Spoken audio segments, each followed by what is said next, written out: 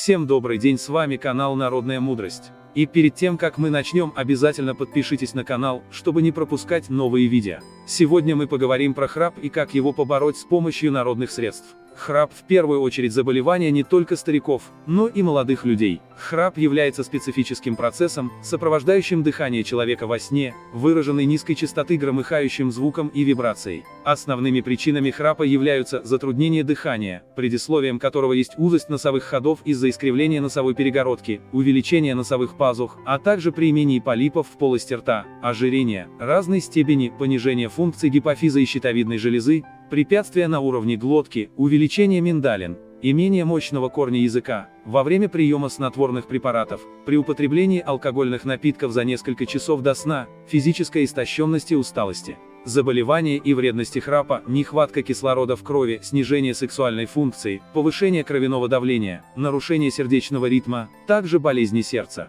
Храп является не только громким звуком, это значимая помеха для сна окружающих, близких для вас людей. Эту болезнь следует лечить и пытаться избавиться от нее. Вы можете посещать дорогостоящих врачей и тратить деньги на ценные лекарства. Но в этом случае все-таки лучше обратиться к народной медицине. Имеется большое количество разнообразных трав и настоек, которые излечат вас от данной проблемы. Одним из самых популярных средств является облепиховое масло. За 240 минут перед сном применять в нос несколько капель, 3 капли облепихового масла. Лечение длится от 2 до 3 недель. Оливковое масло. За 1 час до сна полоскать горло 1 ложкой оливкового масла.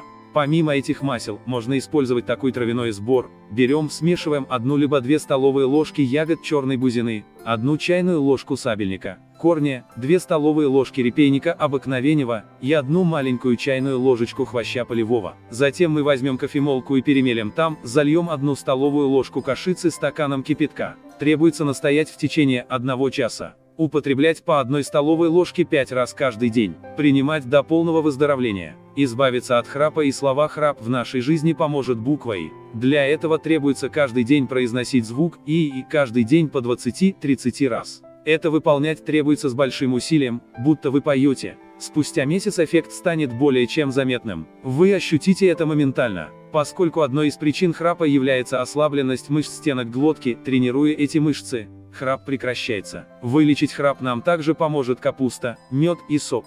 Требуется 1 свежий капустный лист, мелко его накрошить, затем смешать с медом. Либо взять стакан свежевыжатого, капустный, сок и смешать с 2 чайными ложками меда. Все выпить либо съесть перед сном. Лечение 1 месяц. Одним из следующих советов является избегание приема алкогольных напитков перед сном. Существует также так званый способ голодания. Попробуем поголодать 1 сутки в неделю. Затем поголодать 3 дня 1 раз в 30 дней, выпивая во время голодовки как можно больше чистой, свежей воды. Можно испробовать способ разгрузочных дней. 1 раз в неделю, либо 2 съедать в течение целого дня по 3 килограммам яблок, либо выпивать 1 литр обезжиренного кефира. Выпивать по 300 мл напитка каждые 3 часа. Одним из самых эффективных средств является подушка, набитая гречишной крупой. Она должна быть по форме похожа на собачью кость. Человек, который болен, ложится на подушку, так что шея оказывается на самом узком месте, а голова на подушечке. Желаю всем выздоровления, надеюсь, вам помогут эти советы и рецепты. Всем спасибо за просмотр, подпишитесь на канал и будьте здоровы.